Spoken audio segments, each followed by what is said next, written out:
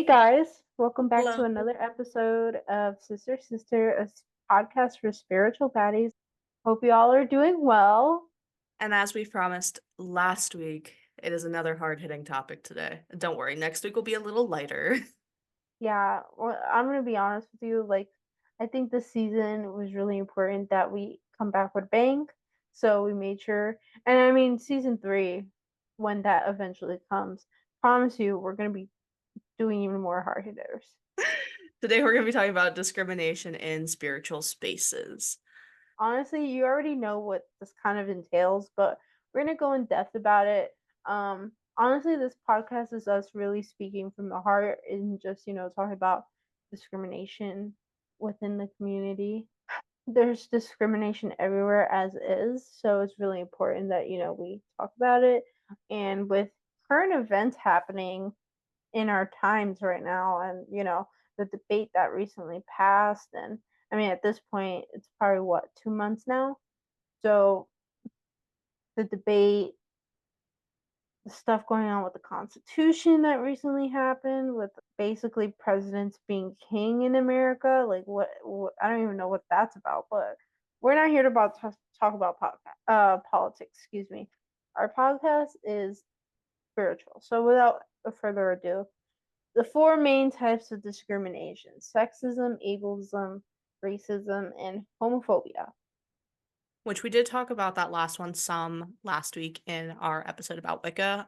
But I think we should start with sexism because it's not what you would necessarily think whenever it's in spiritual spaces.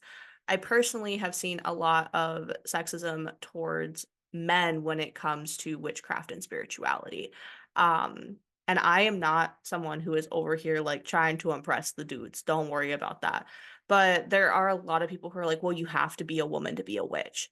And that also goes into the homophobia part of this because there are non binary people that exist as well. Um, so a lot of the sexism that I've seen is that statement of you have to be a woman to be a witch. And you don't. That's just you don't. And then there's also like people saying, well, if you're a guy, you need to use the term warlock. And it's like, no, witch is a gender neutral term. There is no like it fits everyone. It can be used by everyone. And I think that a lot of that comes from the ideas with Hollywood and what witches are supposed to look like because of the type of media that we're fed about witches and witchcraft. You know, you look at Hocus Pocus and you see the Sanderson sisters, and it makes it very much so seem like, it can only be women that are witches. However, I will say in Hocus Pocus 2, they did have the shop that is like the Sandersons Museum being run by a man, which I thought was a very good casting choice in that fact. And he was definitely like very into the occult and witchcraft because he gave them like the girls, I think it was Angelica Root in the movie. But I think a lot of the sexism in the comments about you have to be a woman to be a witch comes from that idea of what witches are supposed to look like from Hollywood. And that's one thing that like I don't understand why we're still having that conversation because if you haven't noticed, Hollywood isn't real. Hollywood is just what people want us to see. I'll start with that. I also think that racism is plays a huge role. I mean, we've dealt with racism in almost every factor, industry, you name it, it's there. Um, I also feel like it's important. I feel like the idea is that you have to be a certain color on your skin to be a witch. Obviously, that's not true. When it comes to racism, like in different backgrounds that people, have, it's hard because it's like certain individuals that practice their spiritual religion, their beliefs, they're practicing not only what they know in their closed practices and what they might have been raised on, but also they're kind of tying that in with their own like twists and things that they learn and things that they want to, incorporate into their own belief system. And I just feel like the ideology is like, oh, you have to be a certain color in your skin, or you have to be like even like raised by witches, and you know it has to be passed down family to family, like from your family to Yeah. your family. And it's I like, think no, that's not necessarily true. I think another thing with that too is, we talked very in depth about cultural appropriation in this season. And a lot of people, like you also see the racism through the continual cultural appropriation that is happening in the witchcraft and spiritual space. You see videos of people who are getting hundreds of thousands of views and thousands, maybe even hundreds of thousands of likes where they have a dream catcher in the background or, things that aren't necessarily like or you see them smudging, right? Like things that aren't really meant for them and definitely haven't been taught to them. They haven't ever said anything about, their cultural background and being taught this from the proper people or anything like that. They're just kind of taking a claim to it to try and get views, and that's another issue too, is like, they aren't respecting where those traditions are coming from and they aren't initiated into the practices that they're coming from, and it's causing a lot of racial tension in the witchcraft and spiritual space because of the constant disrespect with cultural appropriation and people being like, closed practices don't exist, we're all human, and it's like that's not how that works. It's not how that works. Right, exactly. And it's like, on the one hand, you have to remember you can't be culturally appropriating other people's religions and um spiritual practices, but at the same time, you can't also omit people from practicing open things. And we talked about the different types of open and closed practices. You can't say that a girl or a guy or whoever can't practice tarot because they're just learning now. And like that's the other thing too with spirituality. I feel like there's also a hype to it, and we kind of talked about this in other episodes as well. But the idea of, spirituality becoming popularized by the internet, I mean, like, on the one hand it's great, on the other hand it's really not, because then people are just spreading false information, and we have already addressed this in our first episode or second episode. But I feel like spirituality, especially with open practices, should be embraced by those who want to learn and, get in touch with their ancestors. Obviously, they need to take the proper channels and learning and education to get to that point, because it doesn't happen overnight. But I don't think we should bash each other because, so and so is darker, or so and so is a guy, or so and so is non-binary, or whatever the case is. Like, if we're supposed to all be love and light here, why are we doing the opposite of love and light, which is dark and hate? You Yeah, know what and I'm that's, saying? like, another thing too is I can't tell you how like, I don't post spells anymore on TikTok. I stopped because the amount of people that will comment on stuff and be like, "That's from a closed practice," whenever it's like using bay leaves in your wallet for money, like, that's no, it's not, and there's just I think with especially over the pandemic, we were all on our phones all the time because we had nothing else to do, it was our only way to truly, like, connect with people. People have gotten way too bold with commenting on people's things, and it's causing more discrimination within spiritual and witchcraft spaces. And then there's also like I follow this one guy on TikTok. I cannot remember his user right now for the life of me.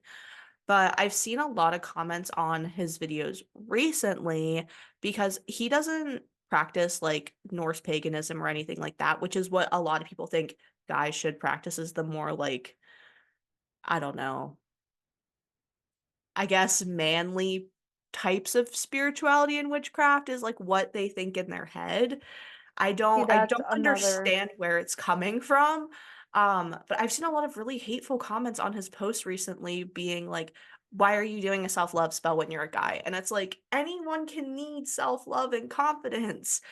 And he actually took a break from posting for like a month because he just couldn't deal with the comments anymore. I wish I could remember who it was, but yeah, he's posting again now. But he doesn't post nearly as much witchcraft content as he used to. He posts a lot of other content now. Um, so that's, like, also saddening because you're, like, chasing these people who, because I never had an issue with his content. He always was, like, very informative. He would like, say where he got his, like, sources from for things when he was posting educational content, and he'd be like, "Oh, this is what I'm doing for a spell for the new moon," or "This is what I'm doing for a spell for the full moon," right? And people just chased him away from wanting to post that kind of content because they decided to be hateful about him being a guy in the witchcraft space. Perfect example of sexism, but also the most important one, and we kind of talked about this last time as well, is ableism in the spiritual community. I will let Elle go on this one because I think this is especially important to her. Yeah, so a lot of people who listen to this podcast probably don't know I'm disabled. That's the facts. I've had a chronic illness since I was 15. I am disabled. I am considered medically handicapped. Um, I have good days and I have bad days. But there was someone that I followed on TikTok recently that was posting about how they hate the fact that witches don't do big rituals anymore and it's all these quick witch tips and things like that. And we did touch on, like, the quick witch tip and how you should be doing your research and whatnot, but that also completely cuts out the community of witches who found solstice and witchcraft because it's not this big to-do thing where, like, you have to go to church on Sunday and be there for over an hour in order to be considered, like, useful in your religion, like, or spiritual practice.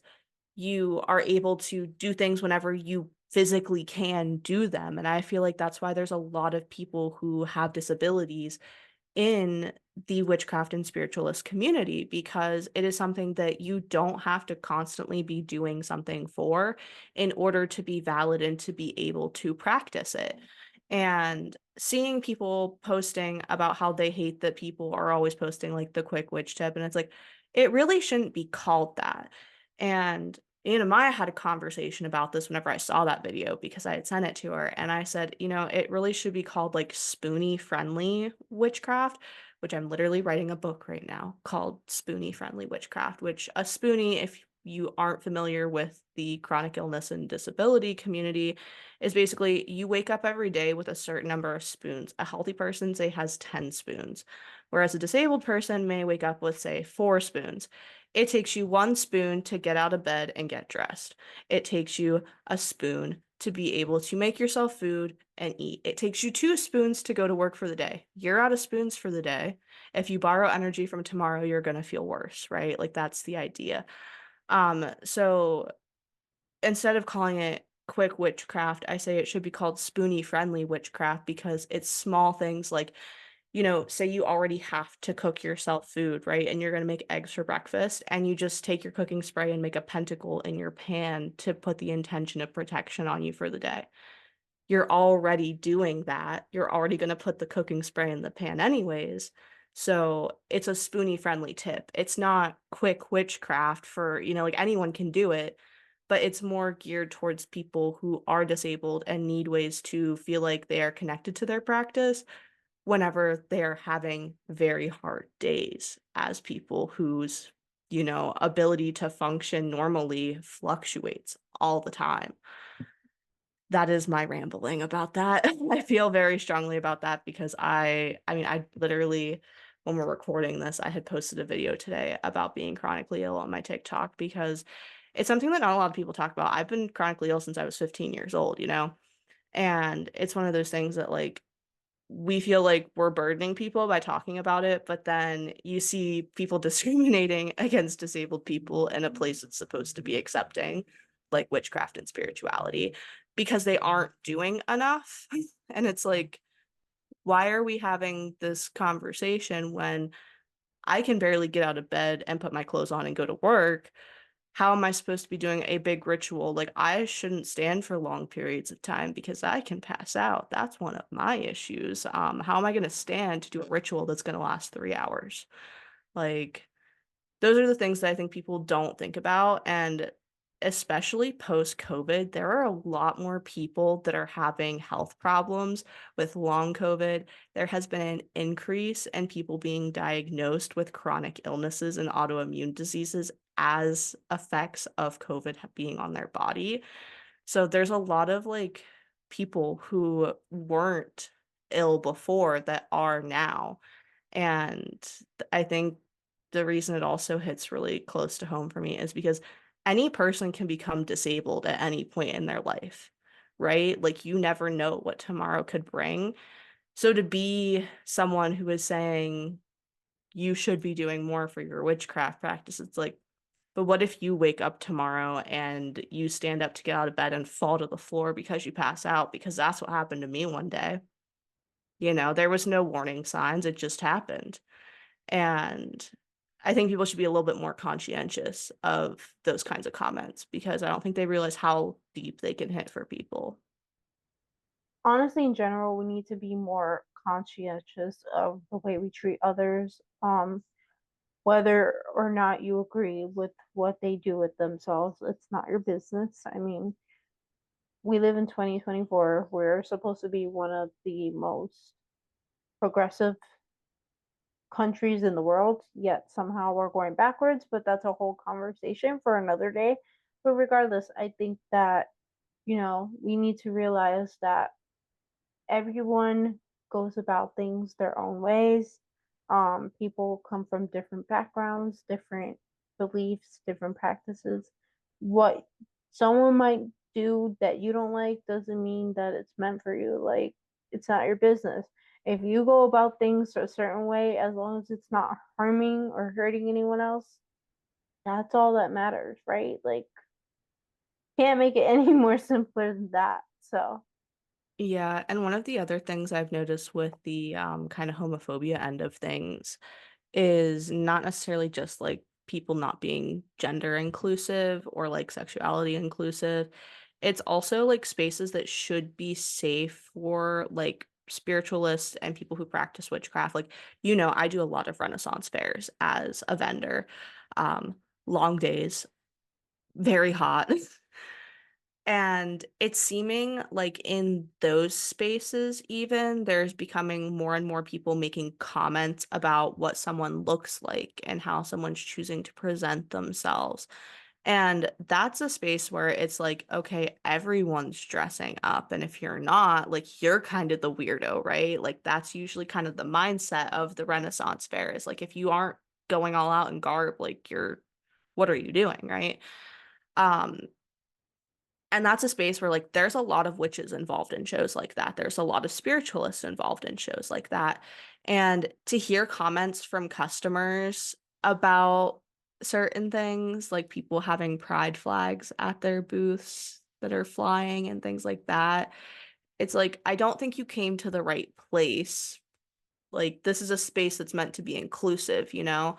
And I think that's one of the reasons that, like, a lot of people who are in spiritual spaces are drawn to Renaissance fairs and events like that because it's meant to be a place that's inclusive. Like, these spiritual places online should be inclusive. It's kind of where people can come together in person and feel that. And I was actually talking to someone over the weekend when I was at the Ren Fair up in Connecticut. And he was telling me about a metaphysical shop that just opened, and he had went in there, and he is transgender. We were having a very, like, long conversation about this at one point, during the day whenever it wasn't super busy, because he had come to buy some pride stickers for him and his friends from me, and he was telling me about how he had went into this metaphysical store and immediately the energy felt like off, right? Like, you can usually tell. He said he walked in my booth and the energy was great. Like, he just knew that I was going to be a kind person. He went in there and the employee was so rude to him whenever he went into the male restroom because they felt that he should not be using the male restroom because he was too female presenting. Yeah. He ended up not buying anything at that metaphysical shop and said he'll never go back, which I don't blame him, but, like, I don't know if it was the owner, if it was just someone that worked for them, but, like, one of the things that you should be breeding as a shop owner is being all inclusive. Like, that's one of the thing like, that story really blew my mind whenever he told me about that. I was like, "You've gotta be freaking kidding me." Like, whenever I interview someone, I talk to them about inclusivity and things like that, that's part of the job. I have no words. That's really, really sad. Yeah. Um, and that's why he came to you instead, obviously. He follows me But on Instagram now, we're, like, social media Betsy, friends. oh, that's cute. Well, enough on that. You already know what we're gonna say. We're not gonna, rewind and repeat what we have to say. You already know how we feel. So let's get right into our astrology almanac. Astrology almanac with L. So, the astrology almanac for the week of August 2nd into August 8th, there's a lot. Buckle in. Today, Venus in Leo will square Uranus in Taurus, which may cause some shifts in your relationships. On August 3rd, the moon enters Leo, meaning we will enter a time where we lead strongly by our emotions, which can be beautiful and also a bit overbearing. On August 4th, Venus will enter Virgo, urging you to take a more analytical approach to your love life and try to be more practical. This is paired with a new moon in Leo, which is a great time for starting new passion projects and making more time for fun. Then on August 5th, we have some bad news as Mercury will enter retrograde in its home sign of Virgo. Try to be patient with yourself and others to allow for proper communication and be sure to add extra time for travel and tasks that involve technology, as there will be delays in both of those forefronts. How fun. I We hate love Mercury Mercury. retrograde. Don't we all? A lot of Leo stuff going on over here. Like, I mean, it is okay, Leo Leo. season. Okay, pop off, Leo. Not Any too much, Leos that though. are gonna be born, this year have a chance of having multiple Leo placements. I don't know if that's a good or a bad thing. I love Leos, don't get me wrong, but sometimes they be doing too much. But I don't want to spoil our next episode because that's where we'll be doing our astrology hot takes. Something fun, something light, something, you know, entertaining. But now, as we draw our show to a close with tarot time, tarot time. Here we are for tarot time with L. I don't think it fits with that one. No, but tell us what the cards have to say. Wow, this is like last week we had the Queen of Wands. This week we get the King of Wands. OT. During Oh. all these Leo placements. Yeah, Wow. if you don't know, Wands is the fire suit, so it's very prevalent of fire sign energy, Aries, Leo, Sagittarius. Which I am not surprised with the things that are going on in astrology right now that this is the card that came out.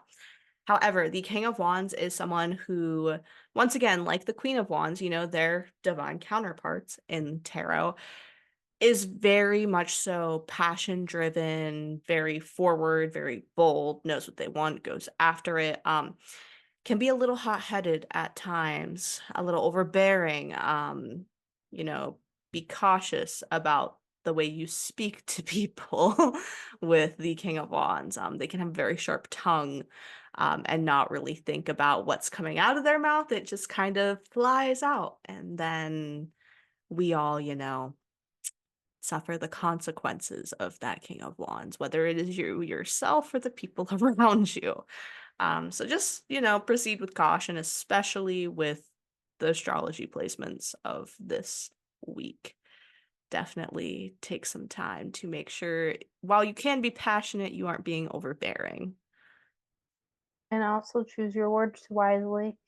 As my mommy always used to tell me, if you have nothing nice to say, don't say it at all. Or just phrase it in a nicer way if possible. Also known as the compliment sandwich. But that is all for today. Thank you guys for tuning in to another episode of Sister Sister. We hope you guys enjoyed our episode. Make sure you follow us on Instagram and TikTok. And that's all for now. Peace out. Bye, guys.